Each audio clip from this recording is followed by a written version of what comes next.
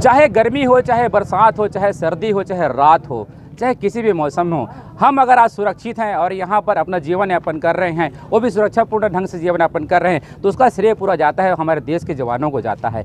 अपने जीवन के महत्वपूर्ण 31 साल देने के बाद में आज गांव में अपने रिटायरमेंट को लेकर के आए हुए हैं और गांव में आज गांव वालों के द्वारा भव्य स्वागत उनका किया जा रहा है। आइए जानते हैं कि बीएसएफ के दौरान इनके साथ में क्या क्या जो घटनाएँ घटी हैं, साथ ही अपना जो जीवन काल, जो 31 साल का जीवन काल है, वो देश को समर्पित करने के बाद में आज गांव वापसी उनको कैसा लग रहा है। हमारे साथ में मौजूद हैं सूबेदार यादव जी, जानते हैं ना, आइए जानते हैं कि उनका जो बीएसएफ का कार्यकाल रहा है वो कैसा रहा है और देश सेवा को करने के बाद में क्या महसूस कर रहे हैं। सर बताएंगे, आप 31 साल जो, सबसे पहले तो ये बताइए कि आप बीएसएफ में जाने का सोचे कैसे।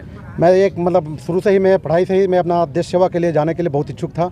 तो मैं 20 जनवरी 91 को जो है मैं सीमा सुरक्षा बल में रायगढ़ में भर्ती हुआ था और आज 31 साल करके अपने पूरा देश सेवा करके वापस जो है गांव लौटा हूं मैं। सर बताएंगे, जब ट्रेनिंग के लिए जब जॉब से पहले गए तो क्या क्या चीज़ें होती हैं जिनसे लोगों को प्रेरणा मिले, बीएसएफ में जाने के लिए प्रेरणा मिले।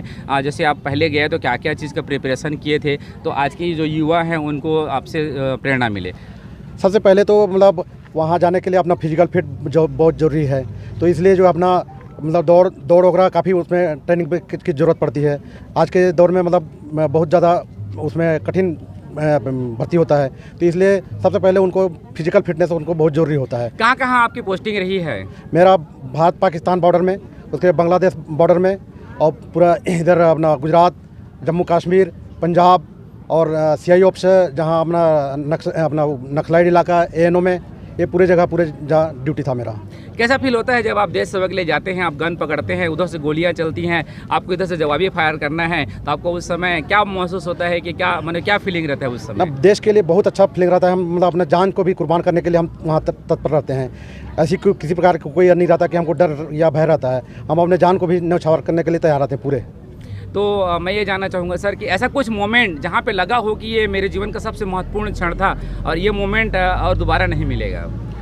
आतंकवादियों के साथ एक बार हुआ था, बहुत मतलब बिल्कुल करीबी से मेरा गोली गुजरा वहाँ से, लेकिन उस दिन मतलब बचते बचते जो है काफ़ी मतलब बच गया। आज तक किसी को बताया नहीं था मैंने। अच्छा, तो इसीलिए जो है मतलब बहुत क्षण मतलब याद करता हूँ तो बहुत लगता है। आगे प्लानिंग क्या है सर? आप रिटायर होकर के आ गए हैं, तो आगे यहाँ आने के बाद में आप क्या प्लान किए हैं, क्या है क्या प्लान करके रखे हैं? प्लानिंग यही है कि मतलब अपना यही गाँव का सेवा करते रहेंगे, जो भी अपने लायक रहेगा गाँव की सेवा करूँगा मैं। अच्छा, और अपने जो समाज के जो लड़के हैं जो इसमें जाना चाहते हैं और अपने देश के लिए क्या मैसेज देना चाहेंगे आप? उनको लिए यही मैसेज है कि मतलब वो मेरे जैसे सारे जो है अपना मोटिवेट होके देश की सेवा करें। अच्छे मतलब यहाँ से भी मतलब मैं यही चाह रहा था कि मतलब कोई यहाँ से अच्छे लड़के ना जाएँ और मैं वापस रिटायरमेंट हूँ, तो इसलिए जो है कोई अच्छा यहाँ से निकले और देश के हमारे झरियापाली गाँव का रोशन करें।